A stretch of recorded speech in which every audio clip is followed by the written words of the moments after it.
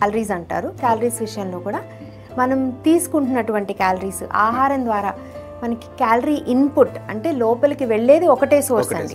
ఆహారం ద్వారా మాత్రమే లోపలికి వెళ్తుంది. ఆ ఖర్చు జరిగేది మాత్రం చాలా రూపాల్లో జరుగుతుంది. ఫస్ట్ది ఎక్కువ ఖర్చు అయ్యేది రెస్టింగ్ మెటబాలిక్ రేట్ అంటారు. నిజానికి మనం ఏ పని చేయకుండా అంటే ఫిజికల్గా మనం ఏ వర్క్ చేయకుండా మామూలుగా మనం కూర్చొని ఉంటామో నిద్రపోతూ ఉండడము ఇలా ఉన్నప్పుడు కూడా రెస్పిరేటరీ సిస్టమ్ పనిచేస్తుంది. బ్రీదింగ్ అనేది జరగాలి, గుండె కొట్టుకోవడం జరగాలి, రక్త ప్రసరణ అనేది జరగాలి, డైజెస్టివ్ సిస్టమ్ అనేది పనిచేయాలి. సో ఈ పనులన్నీ జరిగేందుకు అవసరమైనటువంటి శక్తి అనేది మనం తీసుకున్న ఆహారం నుంచి వస్తుంది. సో ఈ పనులన్నీ అవసరమయ్యే అంటే పనులన్నీ జరగడానికి అవసరమయ్యేటువంటి శక్తి మన రెస్టింగ్ మెటబాలిక్ రేట్.